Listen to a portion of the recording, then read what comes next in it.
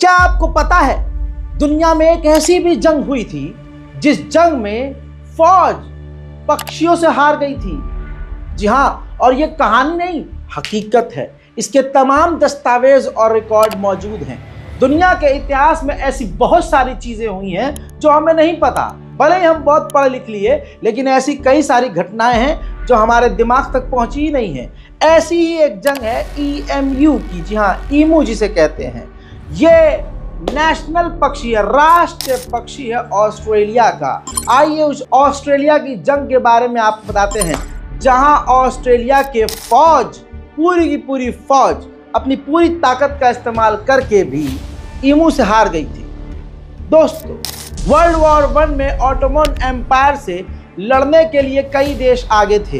ये वाला सेक्शन में आपको जल्दी बताऊंगा, तो जरा ध्यान से सुनिएगा और शेयर कीजिएगा। हजरात मोहतरम, हुआ ये कि ऑस्ट्रेलिया को भारी नुकसान हुआ था, क्योंकि ऑस्ट्रेलिया की लगभग 2,10,000 सेना, टोटल 2,10,000 सेना लड़ने के लिए वर्ल्ड वॉर 2 में गई थी। हुआ ये, वर्ल्ड वॉर 2 में ऑस्ट्रेलिया की सेना को भारी नुकसान हुआ, क्योंकि 2,10,000 में से 60,000 से ज़्यादा सैनिक मारे गए और हज़ारों घायल हुए। अब मरे कटे उजड़े हुए जब वो सैनिक वापस आए तो ऑस्ट्रेलिया पूरी तरह से बिखर चुका था। गरीबी, परेशानी और गृहयुद्ध जैसा माहौल था। जाहिर सी बात है, जब कहीं जंग छिड़ती है, किसी देश को आप देखते हैं जंग में फंसा हुआ, तो वो जंग वाला देश पूरी तरह से बेकार हो जाता है। अब जो सैनिक आए थे, जो घायल थे, किसी का हाथ गायब, किसी की टांग गायब, किसी का कुछ, कोई अपंग हो गया, किसी के परिवार वाले नाराज हैं क्योंकि 60,000 से ज्यादा लोग वापस ही नहीं आए, उनकी लाश वापस आई। ऐसे में सरकार ने गुस्सा शांत करने के लिए सेना को और सेना के परिवार वालों को ऑफर कर दी जमीन, कि आप अपने पालन पोषण के लिए, जिंदगी बसर करने के लिए हम आपको जमीन दे रहे हैं ऑस्ट्रेलिया की।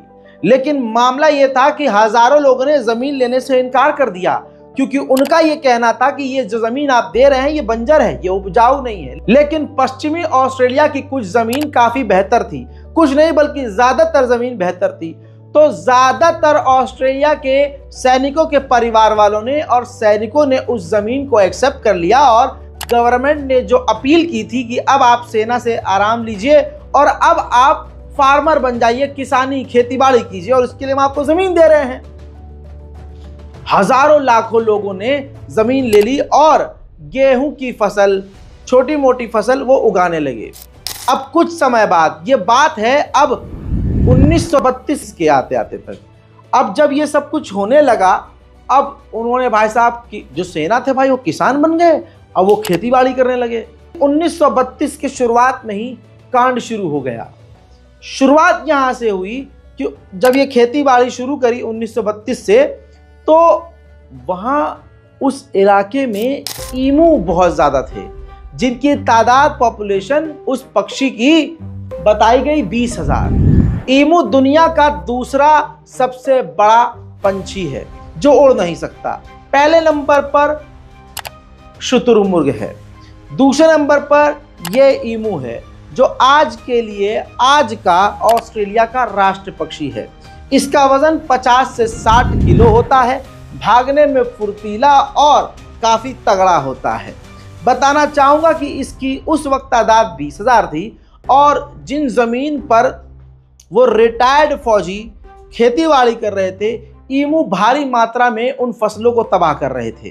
कहीं तोड़फोड़ मचा रहे थे, कहीं फसलों को नोच रहे थे, फसलों के बीच में भाग रहे थे, जिससे फसल बुरी तरह से खराब हो रही थी। पूरी दुनिया में एक तरफ से गरीबी थी, क्योंकि वर्ल्ड वॉर 1 हो चुका था, वर्ल्ड वॉर 2 भी हो चुका था, और ऐसे में इस वक्त अमेरिका के स्टॉक मार्केट भी डाउन हो गए थे, जिससे बहुत बड़ा असर ऑस्ट्रेलिया पे पड़ा था। मार्केट क्रैश हो गई थी, ऑस्ट्रेलिया में भी भुखमरी फैल गई थी, सूखा पड़ने लगा था, और उधर से बची कुची फसल को ईमू बर्बाद कर रहे थे।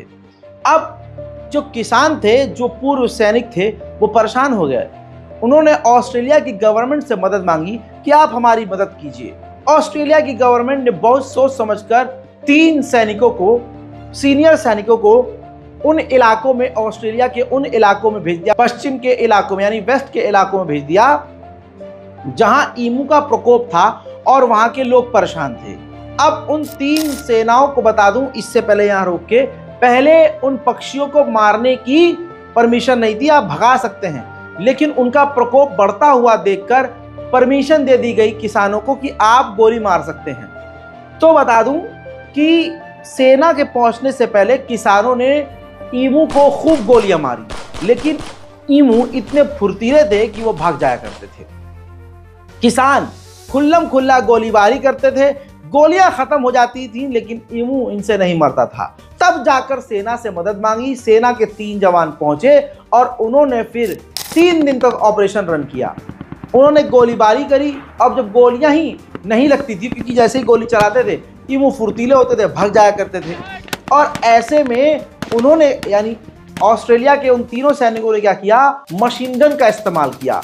मशीन गन का इस्तेमाल करके भी उन्होंने पूरी ताकत का इस्तेमाल किया, तब भी वो ज़्यादा ईमू को नहीं मार पाए। सिर्फ और सिर्फ 20,000 में से 30 ईमू को मार गए, यानी हजारों गोली चलाने के बाद सिर्फ 30 ईमू को ये मार पाए। अब इसके बाद नवंबर 8 को 1932 को अखबार में खबर छपी, जिसमें कहा गया कि ऑस्ट्रेलिया की सेना ने बहुत घटिया परफॉर्म किया और हार गए, ईमू से हार गए। इसके बाद वो तीनों सैनिकों को गवर्नमेंट ने वापस बुला लिया और एक तरह से वो हार गए। लेकिन इसके बावजूद दूसरी तरफ ईमू लगातार जमीनों को नष्ट कर रहे थे, खेतों को बर्बाद कर रहे थे। किसानों ने फिर मदद मांगी कि भैया देश बर्बाद हो रहा है, बचा कुचा अनाज बर्बाद हो रहा है। फिर उसके बाद गवर्नमेंट ने एक बार फिर से सैनिकों को भेजा। इस बार किसान भी उन सेनाओं के साथ शामिल हुए और फिर 3 से 4 दिन तक खतरनाक गोलीबारी उन ईमू पर की गई। ईमू अचानक झुंड में आते थे, जैसे ही गोली चलती थी वो चारों तरफ फैल जाते थे, जिसकी वजह से उनको एक साथ मारना नामुमकिन था। काफ़ी मुश्किल हुई। लगातार टाइम को, जंग के वक्त को बढ़ाया गया, ड्यूरेशन को बढ़ाया गया और 1 हफ्ते में वो 100 ईमू ही मार पा रहे थे। यानी जहां ये उम्मीद की जा रही थी कि 1 हफ्ते में सारे ईमूस को मार दिया जाएगा, ऐसा करने में ऑस्ट्रेलिया की फौज फेल हो गई। वहीं 10 दिसंबर आते आते 1932 तक ये जंग खत्म कर दी गई। अब यहाँ पर उम्मीद ये थी कि लगभग 10,000 ईमू तो इन्होंने मार ही दिए होंगे, लेकिन ऐसा नहीं हुआ। सिर्फ 986 ईमू ही ये मार पाए। अब यहाँ से ऑस्ट्रेलिया की सेना का मजाक उड़ने लगा, क्योंकि 9,860 फायरिंग करने पर सिर्फ 986 ईमू को ये मार पाए, और वो भी उनमें से 2,500 ईमू इसलिए बाद में मर गए क्योंकि वो घायल थे। और ईमू इतने ताकतवर थे कि उनको गोली भी लग जाती थी, तब भी वो रॉकेट की स्पीड में भागते रहते थे। लंबी दूरी के बाद जाने के बाद उन ईमू को फील होता था कि गोली लगी। ऐसे में बहुत मुश्किल से ईमू बहुत मुश्किल से मारे गए और एक तरह से ऑस्ट्रेलिया की सेना ईमू के आगे हारती हुई नजर आई। अब ये वो दौर था जहां पर पूरी दुनिया में ऑस्ट्रेलिया के लिए मीम इस्तेमाल होने लगे और इस तरह की तस्वीरें जारी होने लगी, जिसमें ऑस्ट्रेलिया की सेना को ईमू से यानी एक पक्षी से हारता हुआ दिखाया गया, जिससे ऑस्ट्रेलिया की जबरदस्त बेइज्जती होने लगी। आपको बता दूं कि सन 1934, 1943 और 1948 में भी जो वहां के किसान हैं उन्होंने रिक्वेस्ट करी गवर्नमेंट से कि आप एयर स्ट्राइक कर दो हमारे इलाके में, जैसे ही ये ईमूज आएंगे आप हवाई हमला कर दो। लेकिन इतनी कड़ी हार के बाद ऑस्ट्रेलिया की गवर्नमेंट नरम पड़ चुकी थी और गवर्नमेंट अब ईमू को मारना नहीं चाहती थी। हजरात, वक्त आगे बढ़ता रहा, गवर्नमेंट पीछे हटती रही और उसके बाद क्योंकि इलाके में पानी भी आ गया, भुखमरी भी खत्म हो गई इसी दौरान, तो ऐसे में ईमूज उस इलाके में आना बंद हो गए और ईमूज का आतंक उन खेतों पर कम हो गया।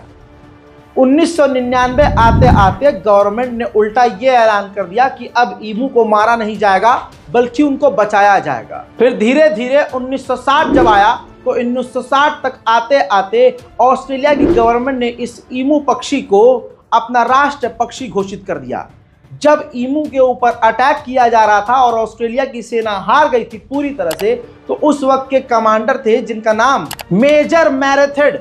इन्होंने बड़ा बयान दिया। इन्होंने कहा कि अगर उनके पास ईमू की फौज होती, यानी ऑस्ट्रेलिया की सेना के पास अगर ईमू की फौज होती और ईमू अगर गोली चला सकते, तो दुनिया की कोई फौज ऑस्ट्रेलिया को हरा नहीं सकती। कुछ इन शब्दों में ईमू के आगे हार मानते हुए ईमू की प्रशंसा की और ऑस्ट्रेलिया ने 1960 में इसी ईमू को राष्ट्र पक्षी घोषित कर दिया। पूरी दुनिया में सबसे ज्यादा ईमू ऑस्ट्रेलिया में पाए जाते हैं। ये वो जंग है जो पक्षी की इंसानों से थी और इंसान पूरी तरह से इन पक्षियों के आगे हार गए थे। दोस्तों, इस पूरी खूबसूरत कहानी के बारे में आपकी क्या राय है वो कमेंट में बेहद जरूरी है। कमेंट कीजिए, चैनल रज़ाग्राफी अनस्क्रिप्टेड को सब्सक्राइब कीजिए ताकि आपको ऐसी ही कहानियां और इतिहास की अनजानी बातें पता चलती रहें। जय हिंद।